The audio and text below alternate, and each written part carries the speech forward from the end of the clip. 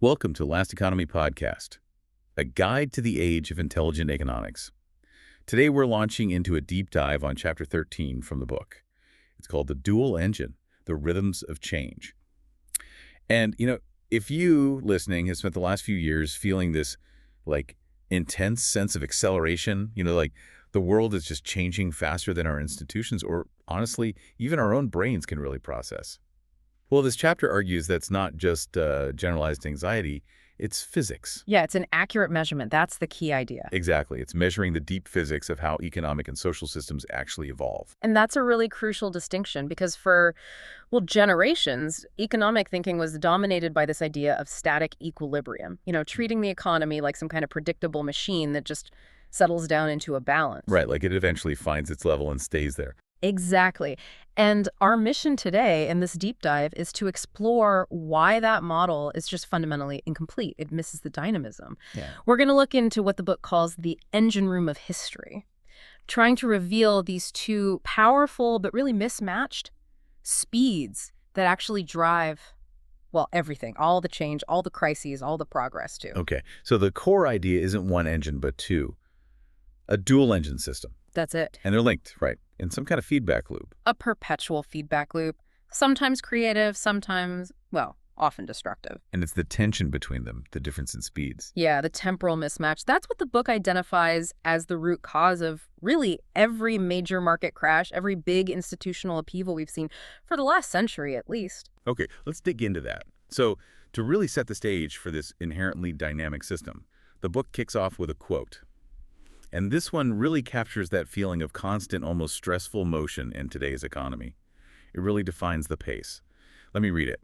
The economy is a Red Queen's race.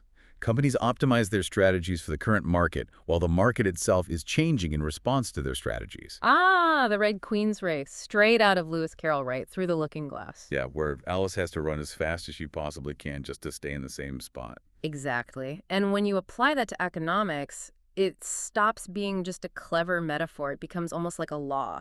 It's an idea from evolutionary biology, actually, from Leigh Van Valen. He saw it in ecosystems. And it translates perfectly to business, doesn't it? This idea that you never really win a market. Yeah. I mean, think about it. Your company finally perfects a strategy.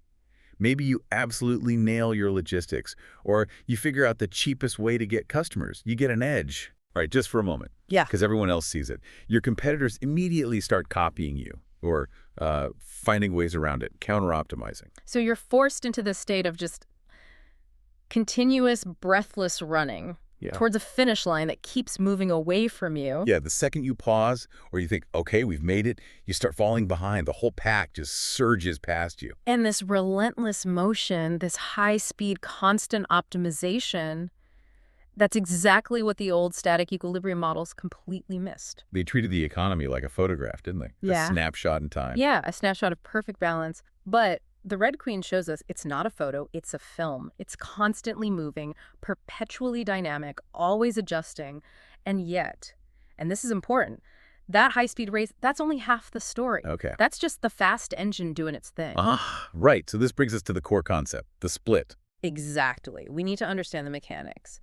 And there's a second quote in the book that really lays out this necessary split in the system. Let me read this one. The economy is not one system but two, coupled together in a perpetual creative feedback loop.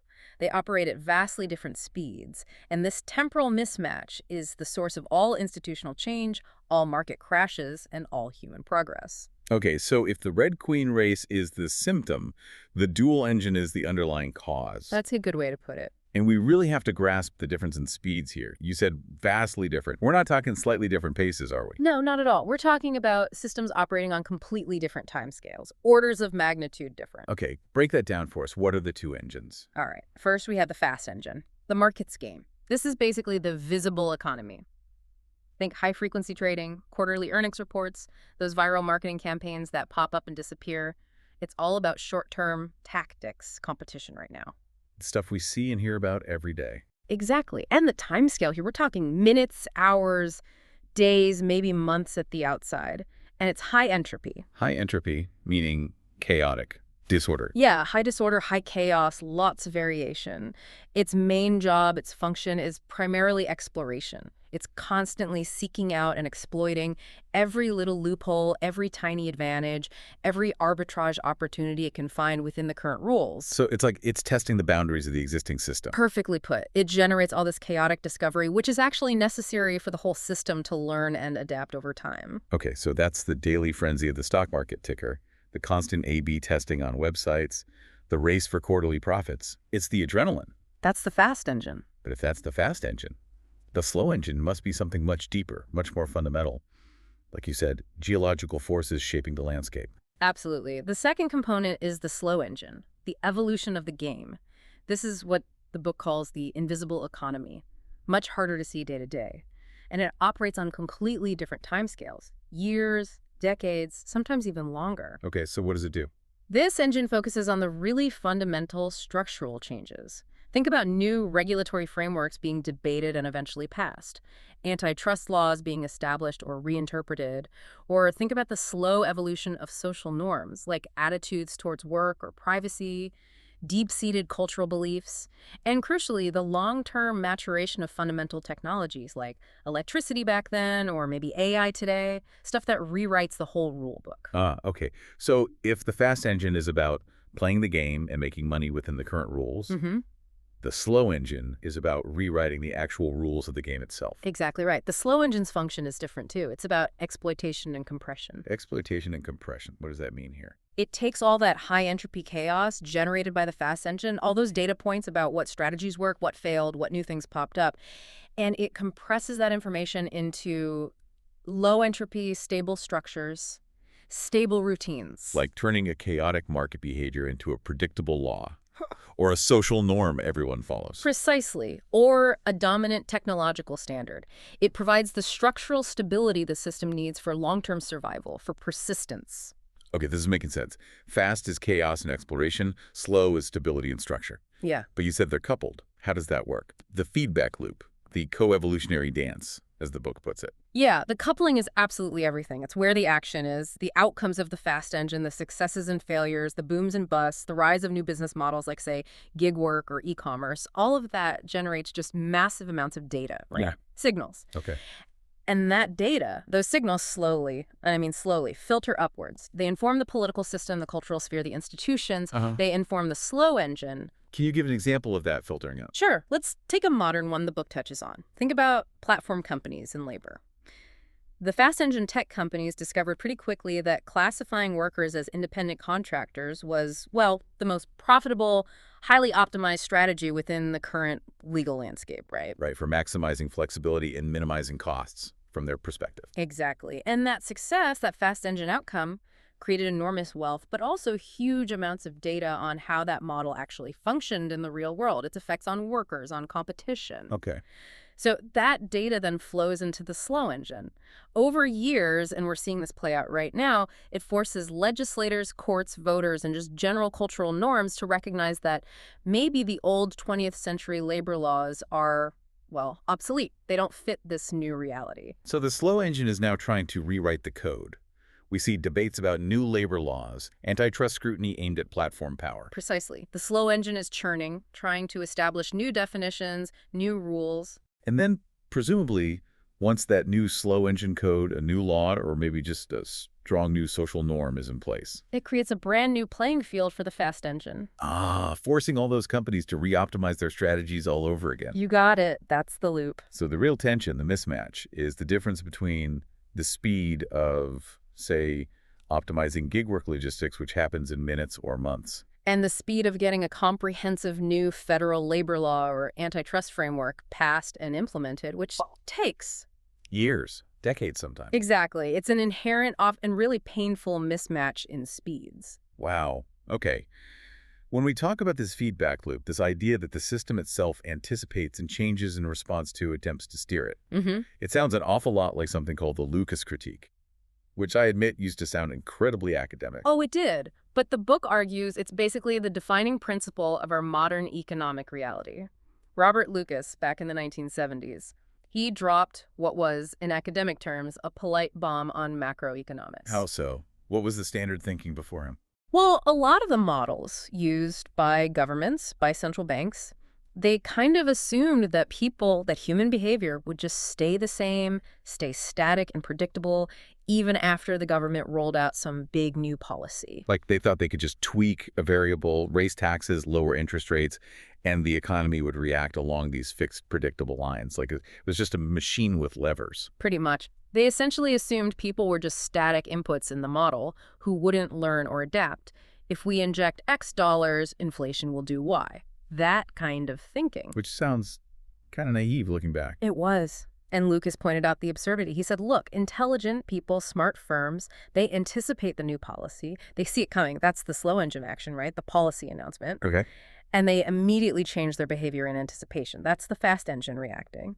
And that anticipatory shift, it often renders the policy's predicted effects totally obsolete or at least dramatically different before the policy even gets implemented. Right. So the moment, say, the Federal Reserve, the slow engine, signals it's going to raise interest rates next quarter to fight inflation. The market's fast engine doesn't just sit there and wait. No. Traders, investors, banks, Mm-hmm. they adjust now. They start pricing in that future change today. Exactly. Which can nullify the intended gradual effect of the policy before it even happens. The system doesn't just passively receive the steering input, it actively reconfigures itself because of the input. That's why it feels so hard to manage a modern economy, maybe. The feedback loop is just too fast, too responsive in some ways. It's a huge challenge. The lag times are all wrong. And the book connects this directly to technology, right? Hmm. It uses this AI mirror analogy, which makes the Lucas critique feel less like dry economics and more like a universal law for any system that learns. It really does. The dual engine concept, this tension, is actually kind of built into the architecture of modern AI itself. We can literally see the Lucas critique playing out in silicon. How does that work in AI terms? Okay, think of it this way. The fast engine in AI is inference. That's when the AI uses its current, fixed, pre-trained knowledge, its weights, to answer your question or perform a task. It's executing based on the rules it already has. Okay, using its existing programming. Right. The slow engine, then, is training. This is the massive, incredibly expensive, and very slow process of fundamentally retraining the entire model, changing the rule set, updating the AI's mind based on new data or objectives. That takes huge amounts of data and computing power, right? Yeah. Months sometimes. Exactly. Years of data, months of computation. Now, what happens when the external world changes? When real-world events, maybe a pandemic, a war, a sudden shift in consumer taste, don't match the historical data the AI was trained on? The AI's predictions start to go wrong. The answers it gives, based on its old training, don't work anymore. Precisely. Its policies or recommendations fail. And AI engineers have a term for this exact problem, this failure, described by the Lucas critique. They call it distributional shift. Distributional shift, Yeah. meaning the data distribution the model was trained on The old distribution. no longer matches the real-world data distribution it's seeing now. You got it. The model is facing a world that's fundamentally different from the one it learned about. And its previous optimization, the rules it perfected for the old world, now guarantee errors in the new world. Wow. So it's not just a human economic problem. It's a fundamental challenge for any complex learning system. Computation, biology, economies. It seems to be a universal law. That tension between fixed rules, exploitation, and adaptive behavior exploration in response to a changing environment. So if we connect this back to, our listeners' everyday experience, Yeah. that constant feeling that the models are broken, the experts are wrong, political promises don't land the way they're supposed to. That's the Lucas critique, the distributional shift, manifesting at systemic speed. The gap between the slow engine trying to set policy and the fast engine adapting almost instantly. It's just become too vast. The system is outrunning our attempts to steer it using old methods. Okay, that clarifies the feedback loop. But the book takes a darker turn here, doesn't it? It talks about how this very engine, this dual engine system, can actually optimize the society right into, collapse. Yes. This is the really sobering part. Self-destructive optimization. It's the dark side of that feedback loop. While the engine is necessary for progress, its own mechanism can lead to catastrophic failure. But wait, that seems counterintuitive. If the slow engine is supposed to learn from the fast engine's successes and failures, why would the default be collapse? Shouldn't it learn to avoid failure? Shouldn't we see more successful proactive change? That's a really sharp question. And the paradox is the system gets better and better at surviving and succeeding in the current environment. But that very perfection, that optimization, creates a dangerous rigidity when the environment inevitably changes. How did that work?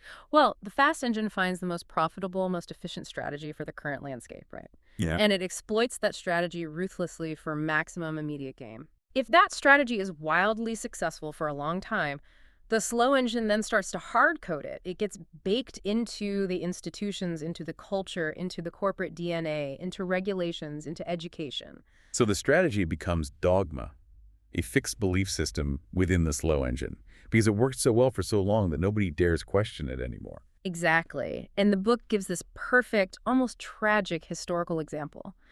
The American automotive industry in the mid-20th century. Detroit. Detroit. Yeah. In the 1950s and 60s, the fast engine there discovered that the winning strategy was building these massive, powerful, gas-guzzling, highly styled cars. It was incredibly profitable in that specific environment. Cheap gas, dominant domestic market, specific consumer tastes. Right, and so the entire corporate structure, the slow engine, locked into that reality. The union contracts were built around it. The huge assembly line infrastructure was optimized for those cars, the marketing philosophy, the political lobbying in Washington. Everything was perfectly tuned for that one strategy. They became incredibly good at playing one specific game. The best in the world.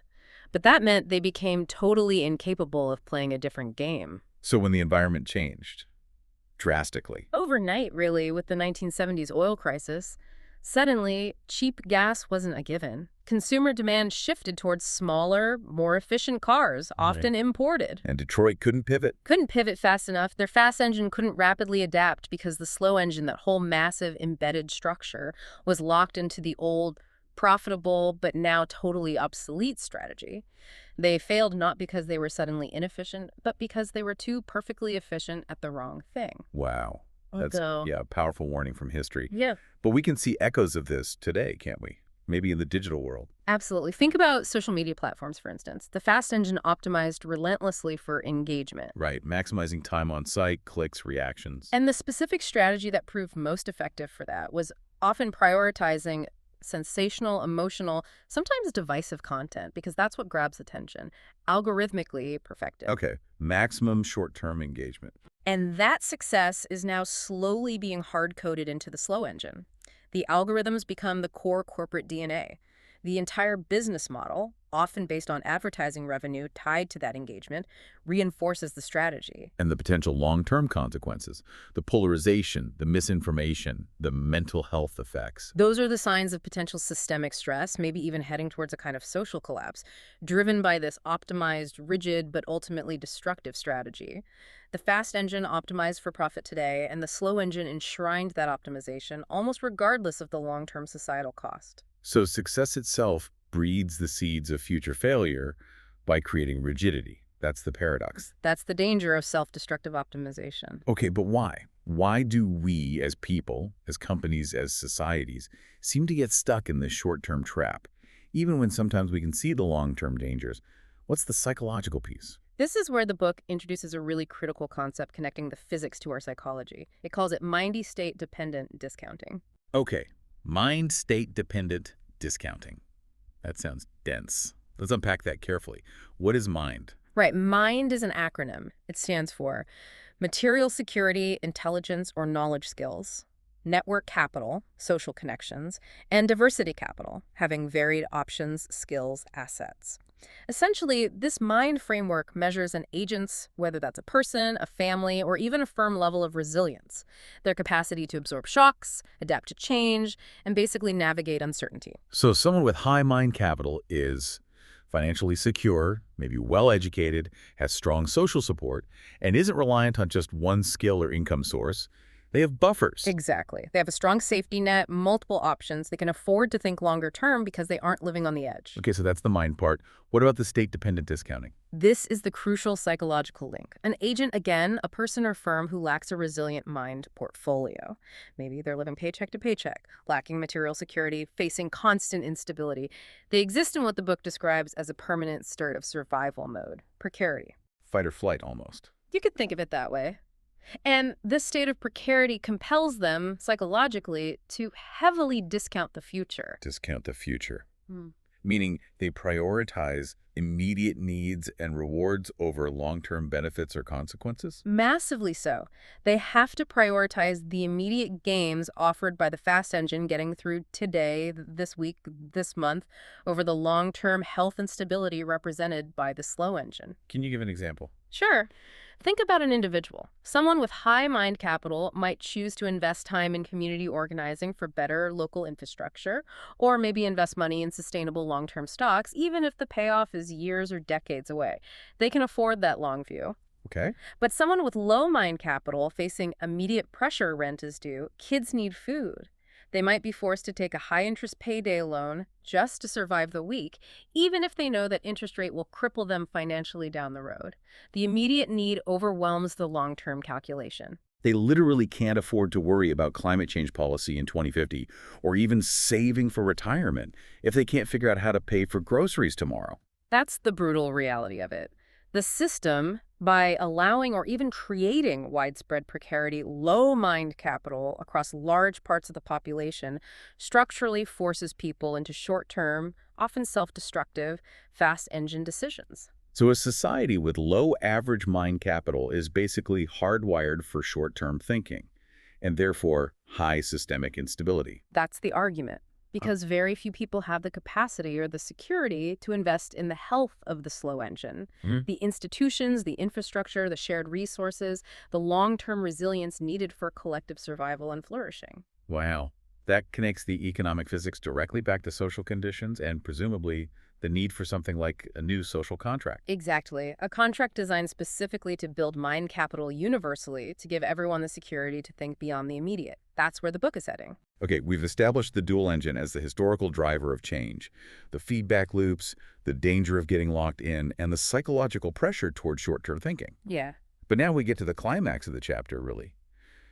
The argument that the engine itself is fundamentally changing its rhythm because of AI. Yes. Which brings us to the third core quote.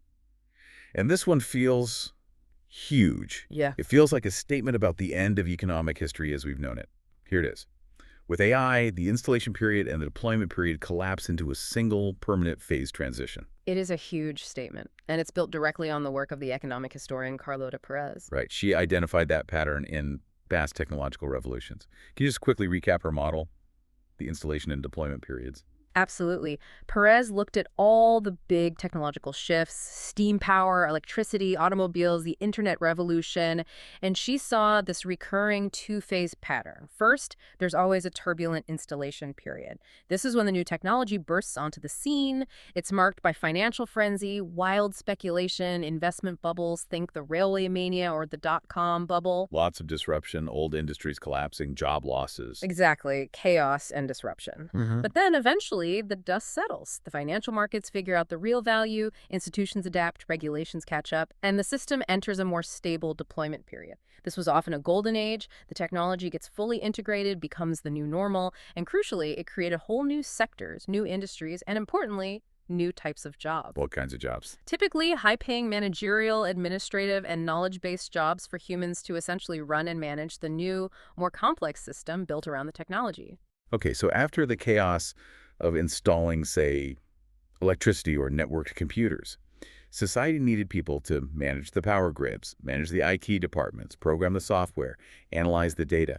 Human brain power was needed to run the new complex system. That's the absolute key insight. Human cognitive labor was the essential ingredient for the deployment period, for that golden age stabilization. Because the previous technologies mostly replaced human muscle. Like steam power, industrial machinery. Or they assisted human cognition. Like early computers, spreadsheets, the first internet search engines. Right. They left this huge space open for new kinds of human knowledge work, managing the complexity the technology created. Exactly.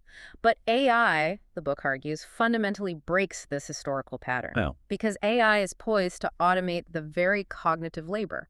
The knowledge work, the management, the system administration, the complex decision-making, the pattern recognition that used to constitute the deployment period itself. wait, so there's no new wave of human managers needed to run the AI-driven system?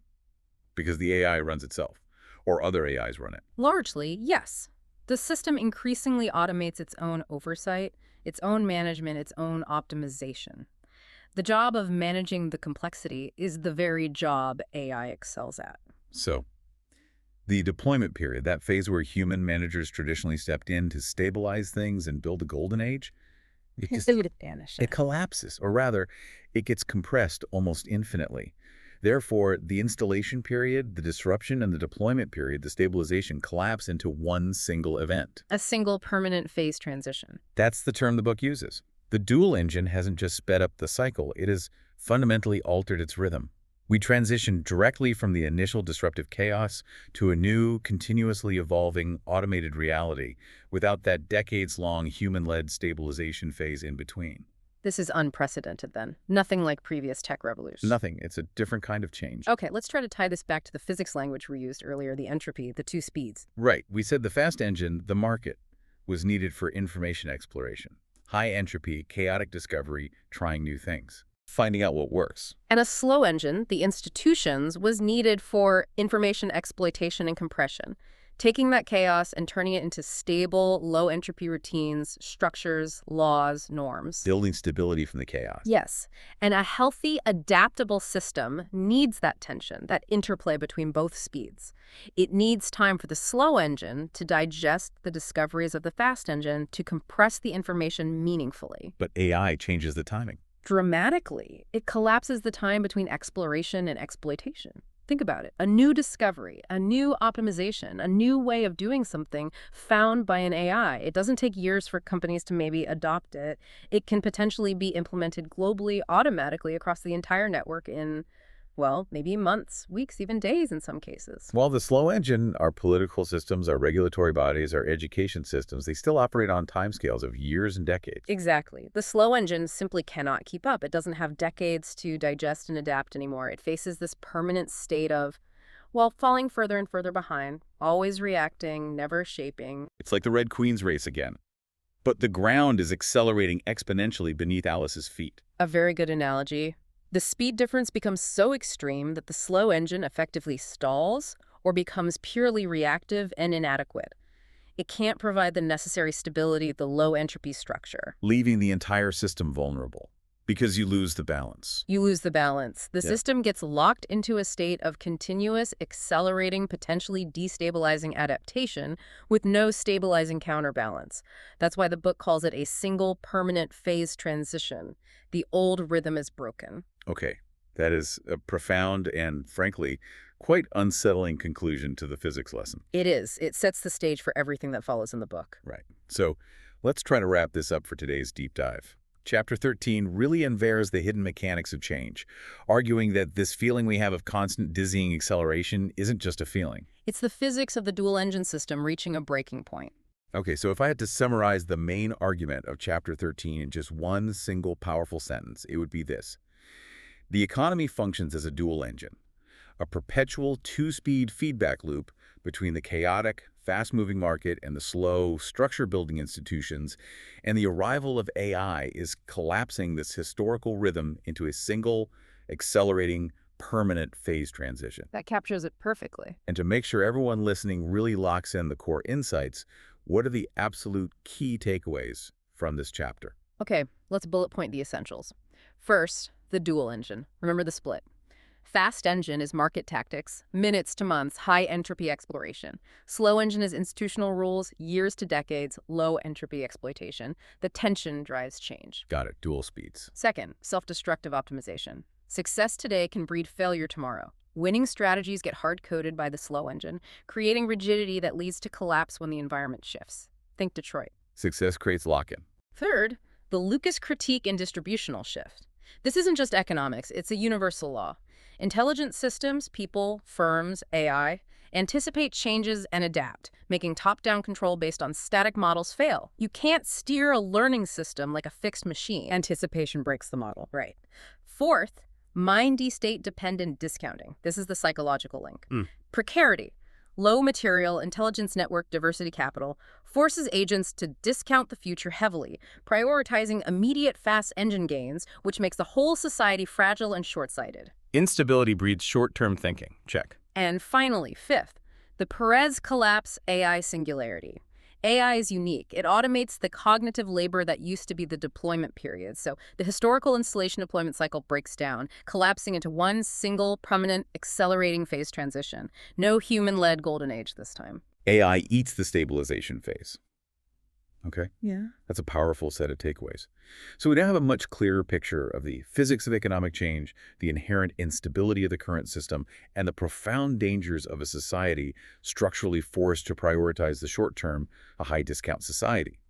But this inevitably leads to the next huge question, doesn't it? If the old system is breaking, if the necessity of human labor and the very definition of a job might be fundamentally changing, what kind of structure can actually sustain us? What comes next? Exactly.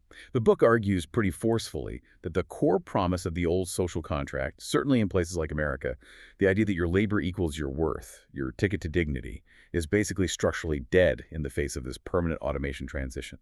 So next time, we're going to dive into the blueprint the book proposes for what replaces it. Chapter 14, The New Social Contract. Moving from diagnosis to prescription. Right. We'll explore how you might design a political and economic system where the goal isn't just maximizing GDP, but guaranteeing dignity, capability, and viability for everyone.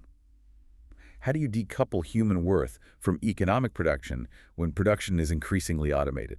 What does politics look like when its primary aim shifts from managing labor to ensuring universal thriving in an age of intelligent machines? That's the challenge. We're moving from the physics of collapse to the architecture of hope. Definitely join us for that next time.